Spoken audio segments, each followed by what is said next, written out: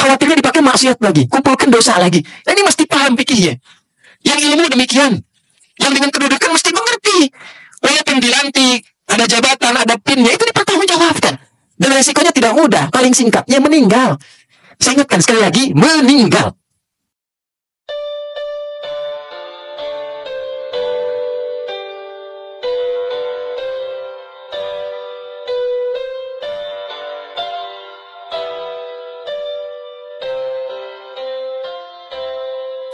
Hadirin, di antara pentingnya iman adalah menanamkan keyakinan paripurna pada diri kita bahwa ada kehidupan lain setelah kita meninggalkan dunia yang fana ini. Disebut fana karena pertama sifatnya tidak ada yang utuh sempurna. Bila dibiarkan, dia rusak. Karena itu secara bahasa fana diterjemahkan dengan rusak. Anda simpan materi apapun, gelas, dibiarkan, tidak dipakai, dia rusak. Pakaian Anda simpan, tidak digunakan, dia rusak. Alat elektronik Anda simpan, jangan pernah gunakan, dia rusak. Demikian tubuh kita pun, bila tidak digunakan, akal tak digunakan, rusak. Hati tidak digunakan, rusak. Pikiran hanya didiamkan, rusak. Itulah fana. Iman mengolah segala yang fana ini menjadi nafa, membawa nilai manfaat dalam kehidupan. Alih-alih dia rusak, iman mengantarkan segala yang potensial rusak itu menjadi bermanfaat. Mata dibimbing oleh iman, maka mata memiliki fungsi yang bermanfaat. Alih-alih menatap sesuatu yang merusak mata, mengalihkan itu menjadi sesuatu yang bermanfaat. Itu yang dimaksud di antara ayat Al-Quran surah ke-24, surah Cahaya itu, di ayat ke-30 untuk kita para pria. Qul lil mu'minina yaghuddu min absarihim. Katakan Muhammad sallallahu alaihi wasallam, sampaikan, bimbing pada pria-pria yang merasa memiliki iman. Maka gunakanlah iman itu untuk membimbing pandangannya. Ketika menurut imannya yang dipandang itu tidak baik, maka segera palingkan. Memalingkan dari pandangan objek yang tidak baik berdasarkan petunjuk iman itu disebut dengan ghaddul basar. Maka tidak ada yang relatif. Tidak bisa kita mengatakan ini terhormat menurut budaya A, menurut budaya B, karena standarnya standar iman. Ketika iman mengatakan tak baik, akan dipalingkan. Demikian dari mata turun ke lisan.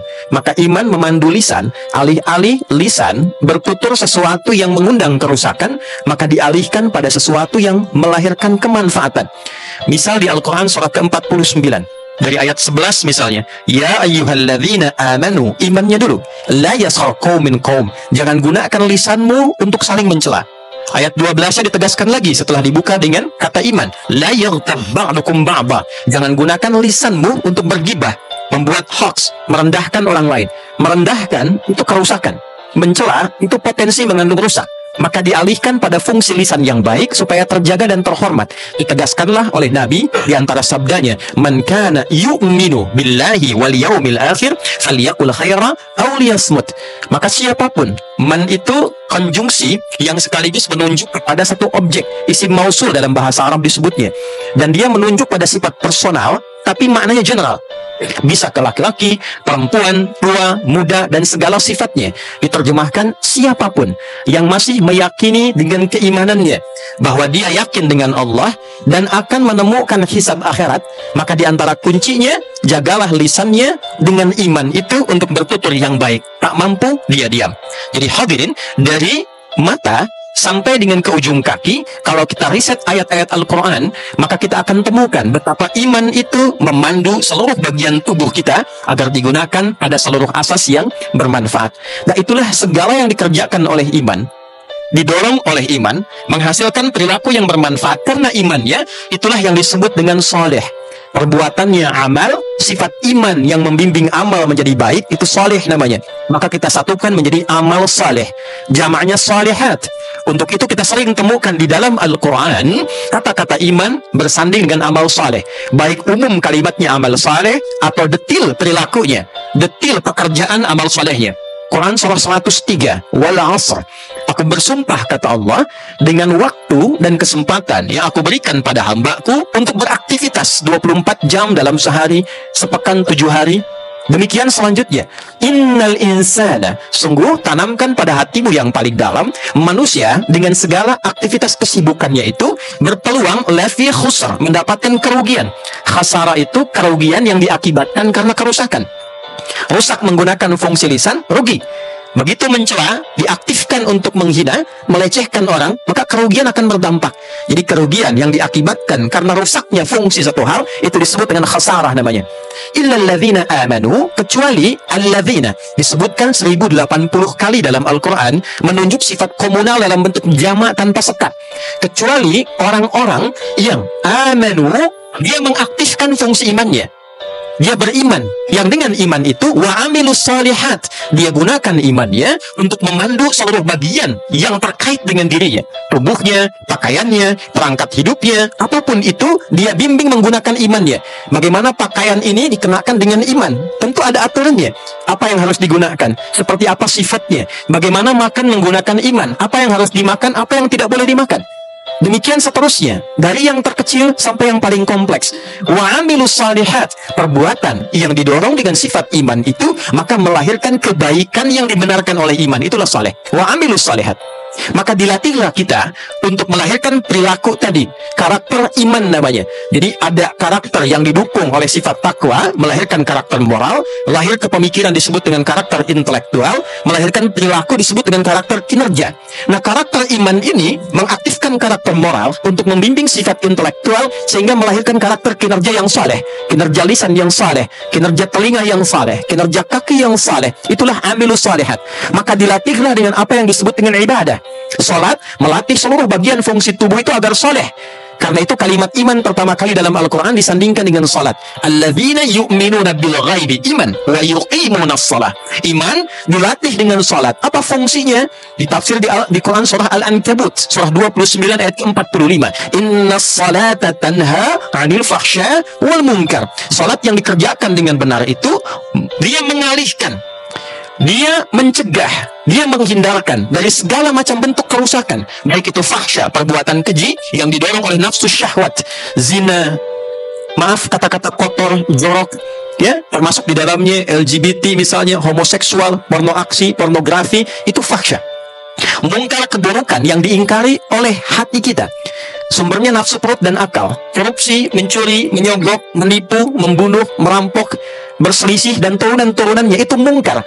Nah, sholat itu latihan menguatkan iman yang dengan itu tercegahlah dari perbuatan-perbuatan yang rusak. Demikian puasa dibuka dengan kata iman. Ya ayyuhalladzina amanu kutiba alaikumusiyam. Demikian turunan yang lainnya. Pada akhirnya puncak dari iman itu adalah memberikan keyakinan paripurna. Mengapa kita mesti sholat? Mengapa kita puasa? Mengapa kita menjadi baik dan meninggalkan legasi kebaikan di muka bumi ini? Karena pada hakikatnya dunia bukan tempat tinggal, tapi dunia tempat meninggal. Inilah tempat yang berfungsi mengaktifasi iman kita dan meninggalkan legasi amal soleh, sehingga tugas itulah yang kita pertanggungjawabkan saat pulang kepada Allah. Ini tugas utama kita, hanya mengumpulkan amal soleh, aktivasi iman, kemudian lengkapi itu dengan amal soleh apapun bentuknya. Amal soleh ritual, ada sholat, ada bacaan Al-Quran, ada zakat, ada zikir. Amal soleh dalam muamalah sosial, Anda bekerja, bisa di kantor dengan apapun profesinya.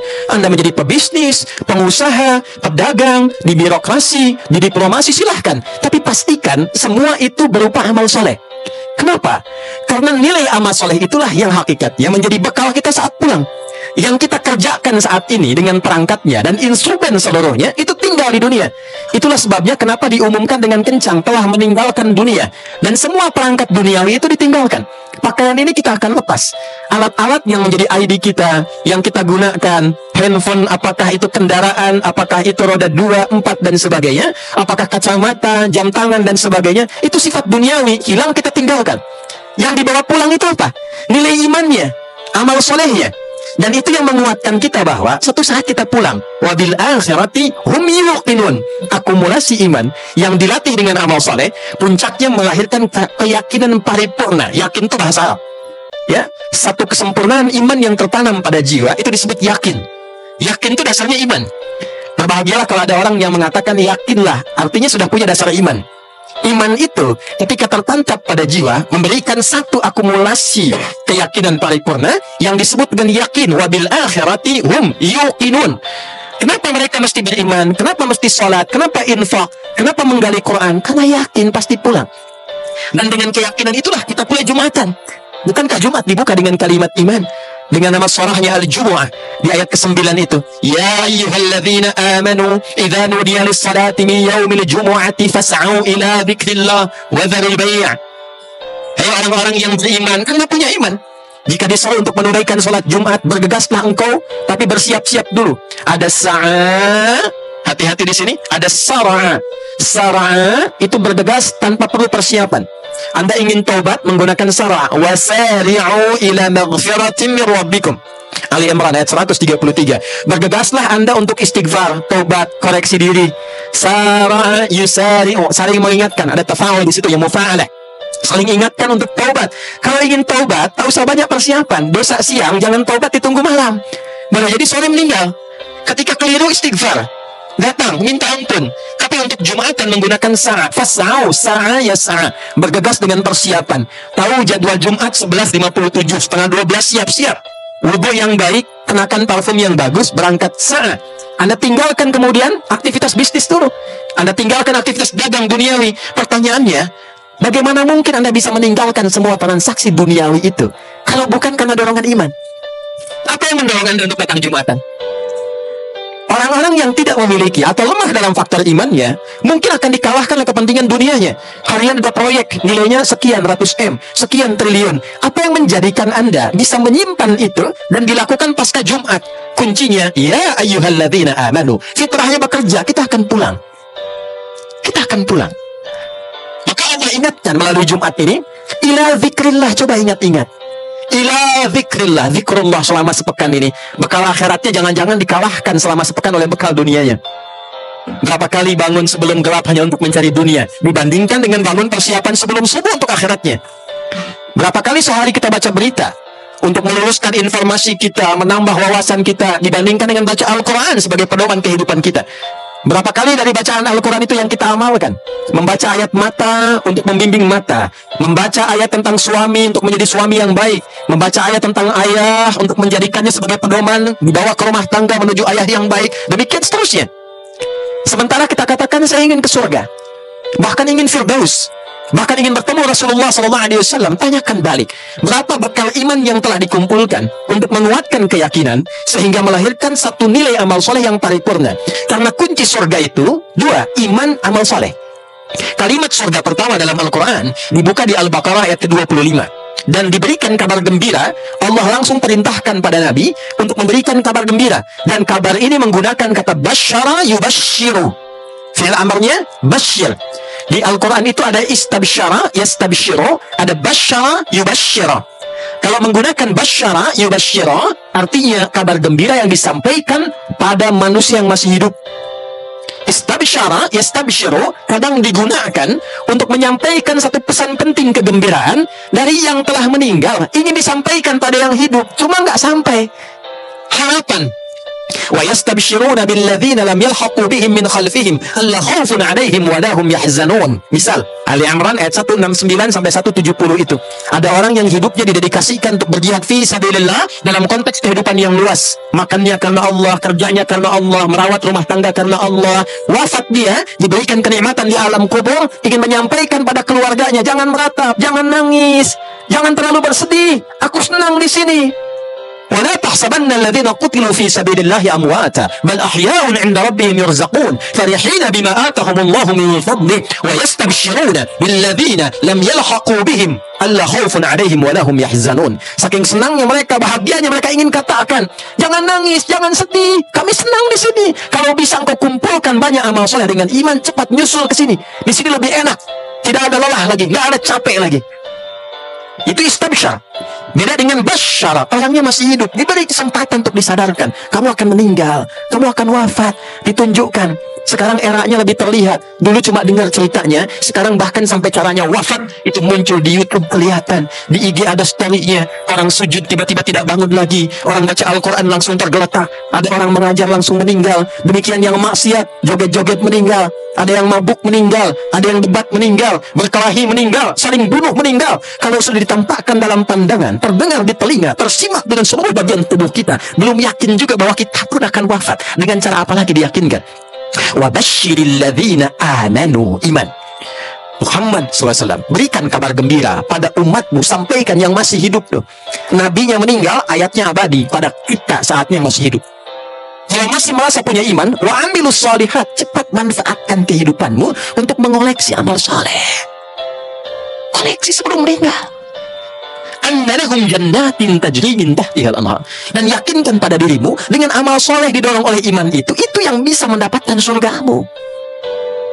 Jadi kita ini telah melewati banyak episode kehidupan untuk melihat si fulan meninggal, berita luar biasa, dan ditampakkan bagaimana yang soleh dan yang salah.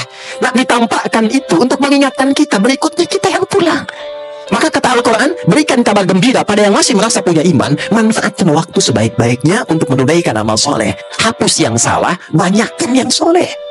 Jadi apapun itu. Karena pada akhirnya, orang-orang yang setelah diberikan pengingat, tetap abai dengan itu, dan dia memilih jalannya pada yang salah.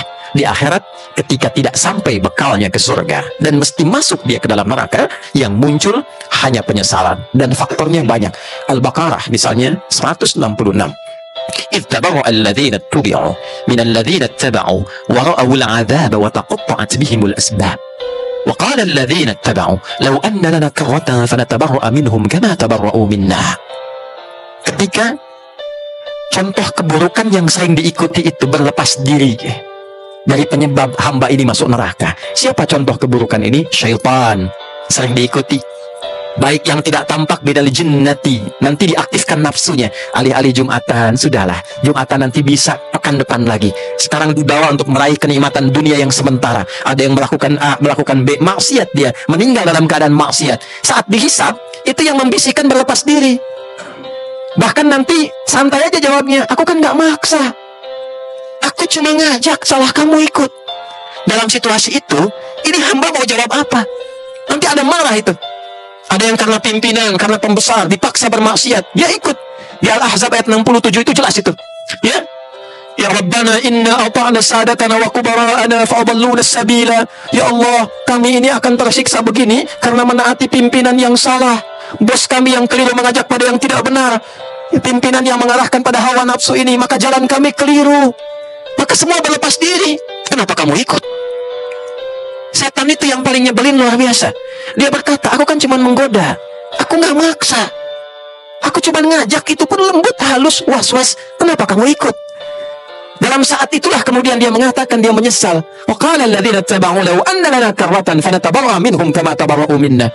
Ya Allah, kalaulah diberi kesempatan untuk mengulang kembali, memutar kehidupan kembali, saya akan berlepas diri dari para penggoda ini supaya saya tidak ikut jalan mereka. Nanti ada yang masuk kemudian ke dalam sakar. Masalah kekumfis sakar.